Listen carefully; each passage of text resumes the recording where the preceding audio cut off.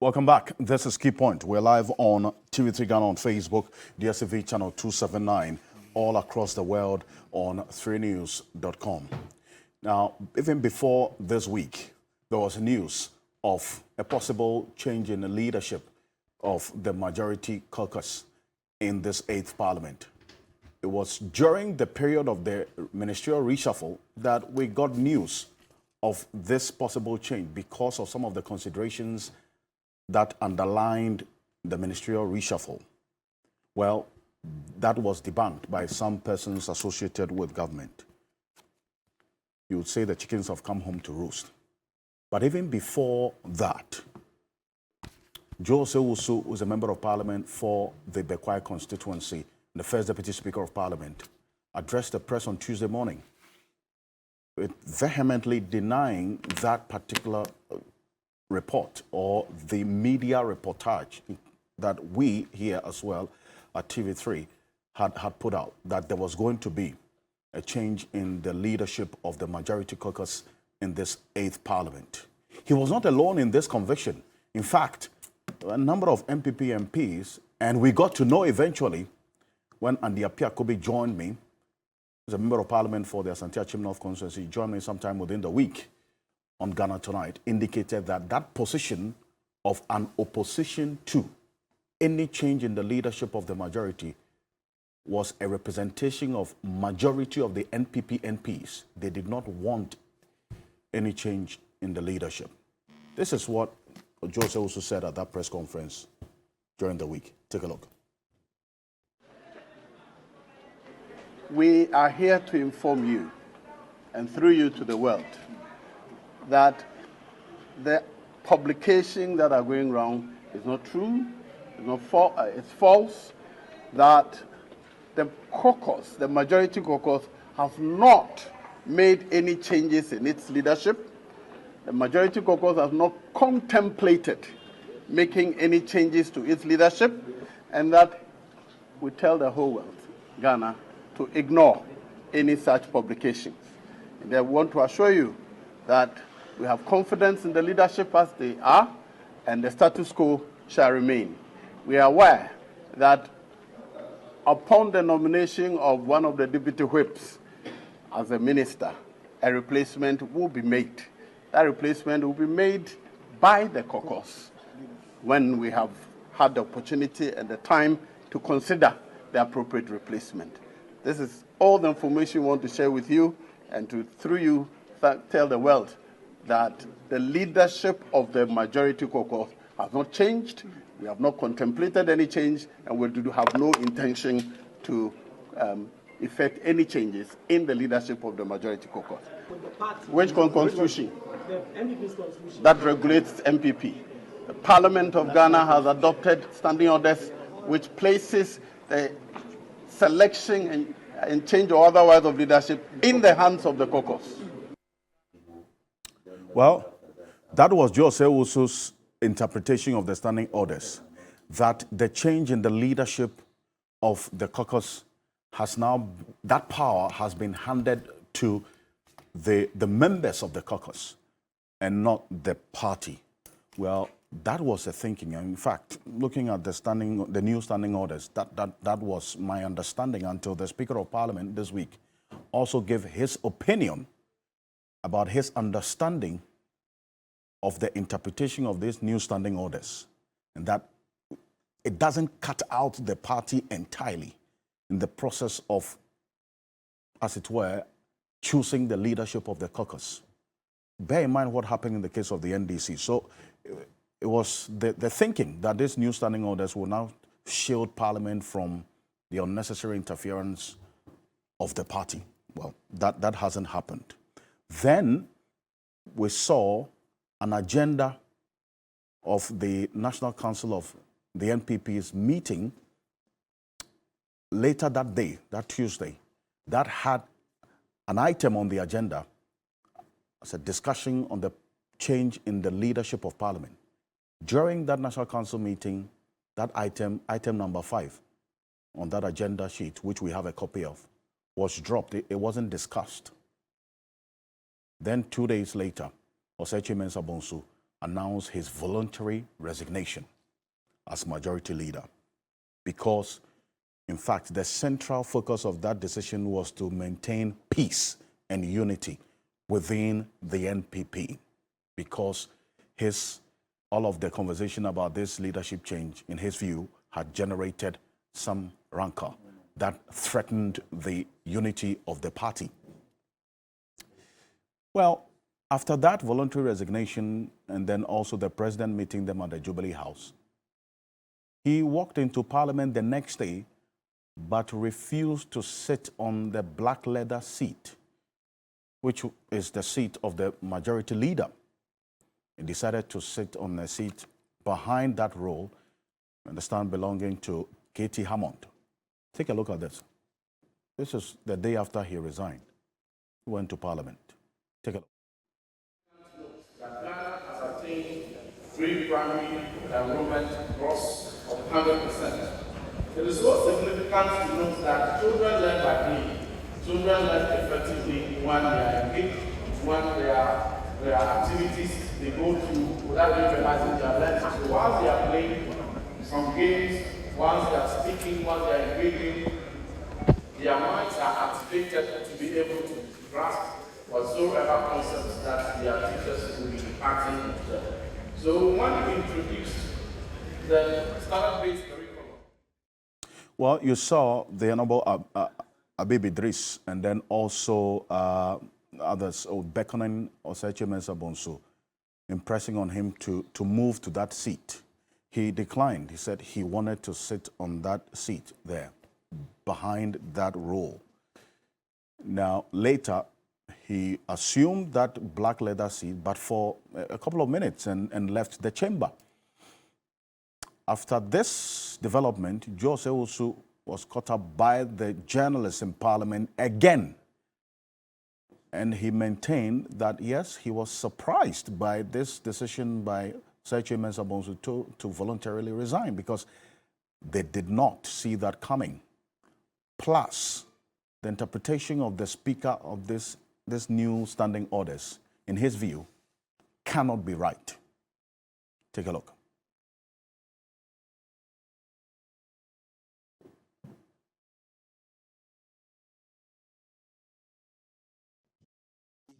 Decided to stand down. He has been a fantastic leader, an extremely hard-working person, and I would have wished that he stayed on till the end. So did it come to you as a surprise? Yes, it did. But as to what got to him, I'm sure we better let him explain. The manifesto committee's suggestion was made to him before he resigned. At that time, he had not contemplated resigning, so I don't think it would have caused any defect in his work. As anybody who has been close to him knows, he's extremely hardworking, and he can sit from morning to morning if there's work to be done. Now there's confusion being thrown into the interpretation of our standing orders, which we are so proudly touting that we have done, by the Speaker himself. So we will have to re-look at the interpretation. Yesterday I spoke that I had an alternative interpretation. I understand the Honorable Atachan also spoke that he had a different and alternative interpretation. So, well, it's just now a matter of interpretation or the understanding of these new standing orders that was supposed to or expected to prevent all of this by both the members of Parliament and the Speaker also having his own. Now, joining me in studio is former Member of Parliament for the Osei Kyei North constituency, Honorable Foseni Issa, on ticket of the MPP. Good morning. It's good to have you. Alfred, and good morning to my fellow panelists and good morning to your viewers. Great. Thank you very much for joining us. And Honorable Roxanne Nelson Dafiamekwo is Member of Parliament for the South Dike constituency. He's one of the sponsors of this anti-LGBTQ plus bill. Honorable, good morning. Welcome. Good morning. Good morning to my co-panelists this morning. Dr. Draman. Yes. Bonjour. Bonjour. Also with us is private legal practitioner and the leader of Komipeko Reloaded demonstration, lawyer Martin Pebble, one of the foremost human rights lawyers we have in this country. Good morning to you and welcome, lawyer. Yeah, morning. It's okay. Also with us, Dr. Rashid Draman is Executive Director of the Africa Center for Parliamentary Affairs. Dr. Rashid Draman, it's good to have you. Good morning. Good morning, Alfred. Great. And good morning to honorable members and council.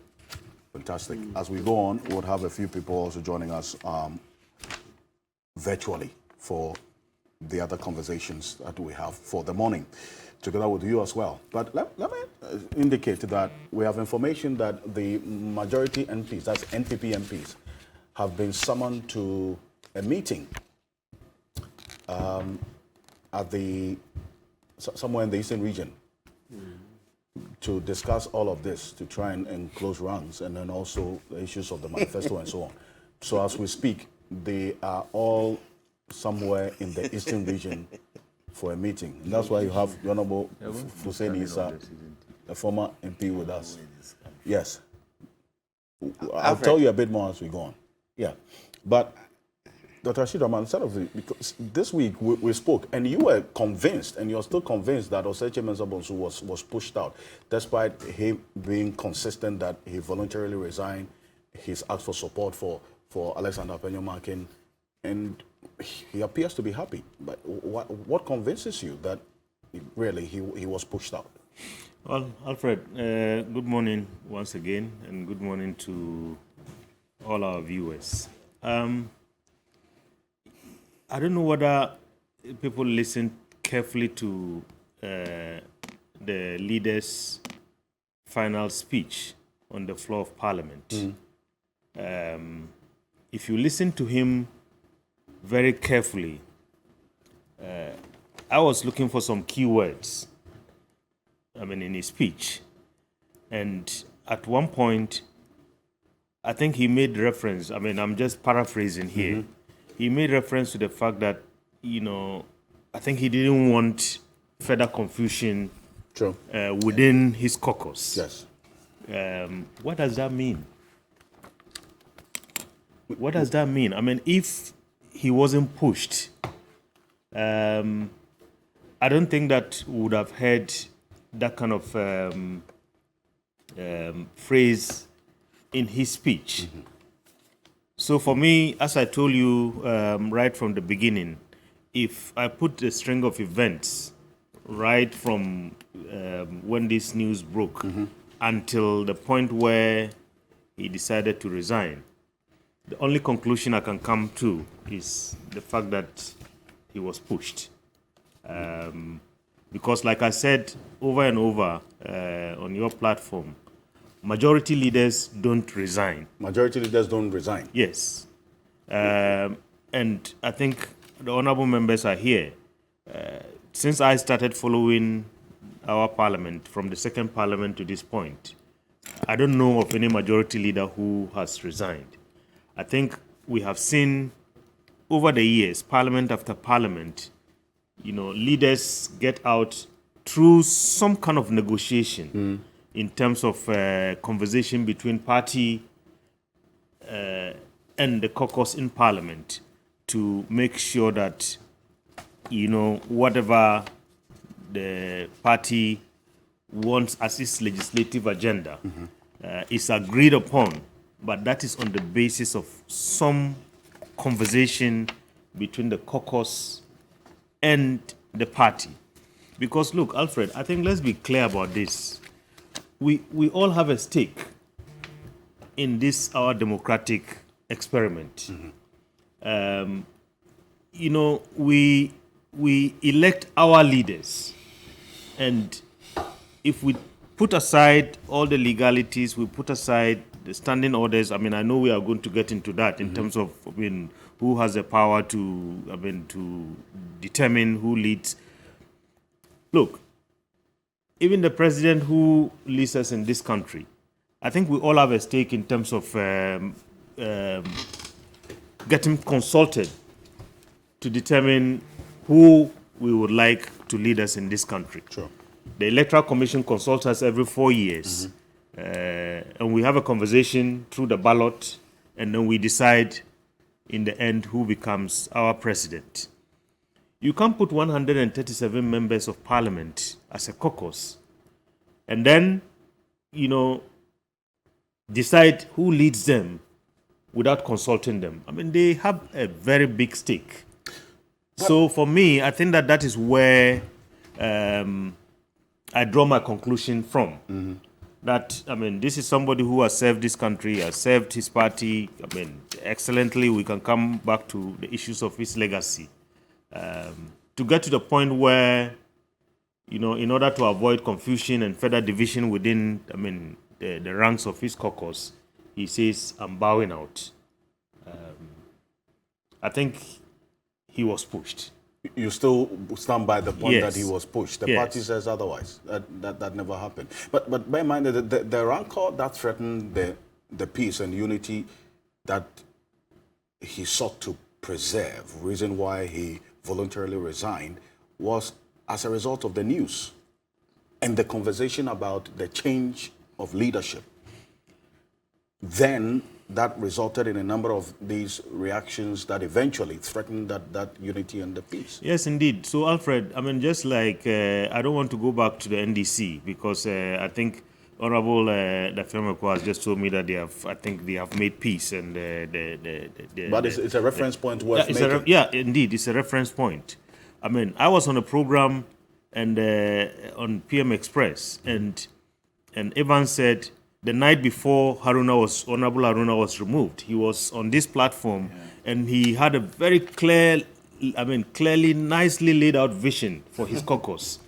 I mean, little did he know that was his last kind of conversation as the leader of the caucus. I don't think, honestly, in our democratic practice, that is a nice way of treating leaders. I mean, if we want to change leaders, I mean, I don't know how the president does, I mean, his reshuffles. But I believe... That one, he owes nobody an explanation. Yes, but even then, I believe there is some courtesy call to tell people that, look, I mean, you have served, and I appreciate your service. And, I mean, now it's time to put somebody else, to give somebody else the chance. I think that's the least that the parties can do, both the NDC and the MPP.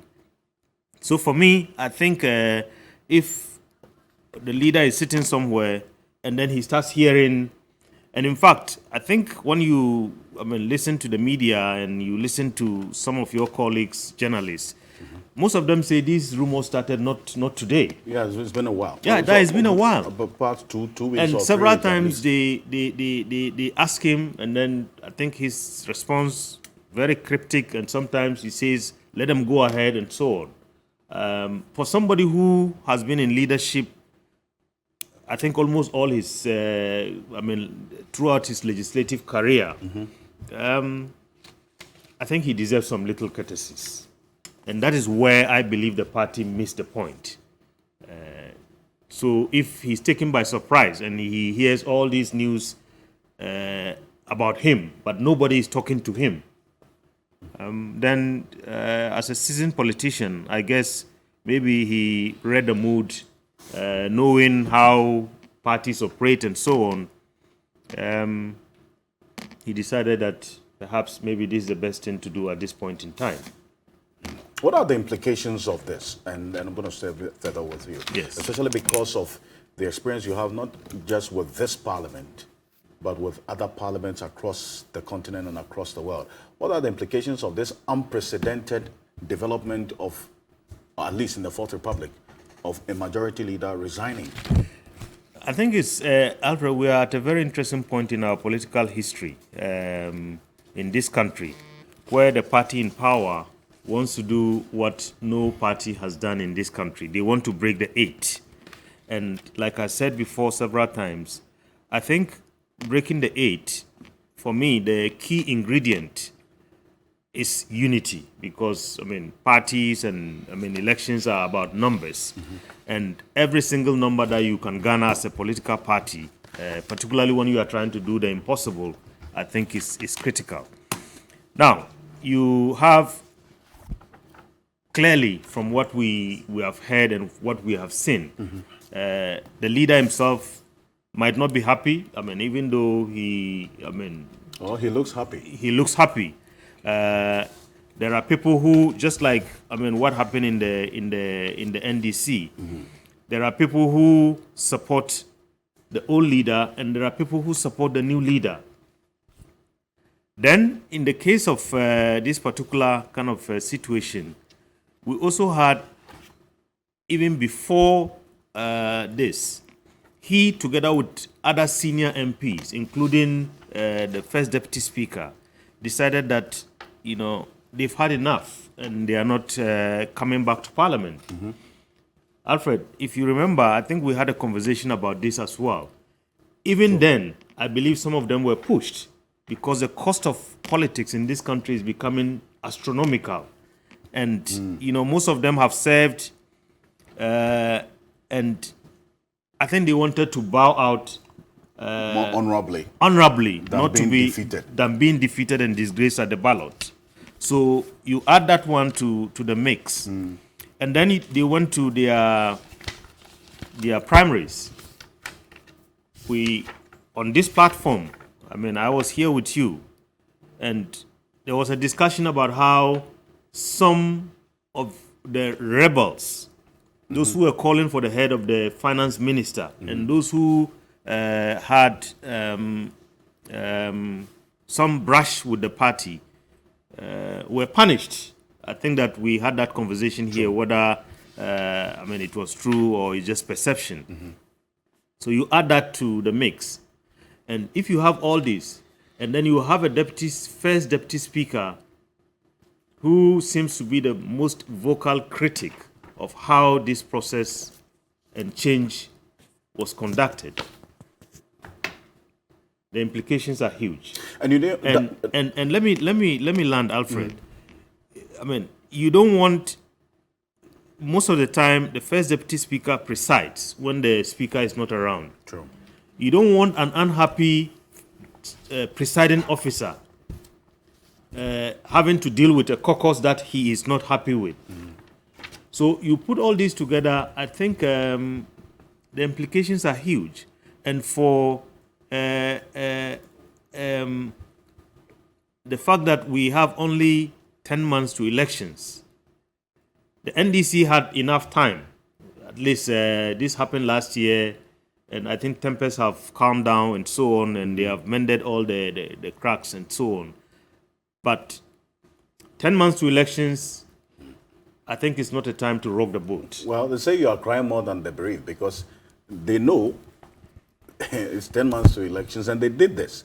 And as I speak, they've summoned the caucus to this crucial meeting right now to try and, you know, mend whatever cracks there may have been and talk about manifesto and so on. So there's something happening. So they might be right that you are just crying more than Alfred, the NPP itself. Yes, we can be crying more than the bereaved, but I think we all have a stake and interest in how, I mean, governance is done in this country. We have signed up for democracy, and I think that at every stage we have to show that we are Democrats. Sure. Those who lead us have to show that they are true Democrats. You don't come on one breath and tell us that, I mean, processes have to be transparent, and there has to be accountability in decision making, and there has to be inclusion and participation, and on another breath, something else is done.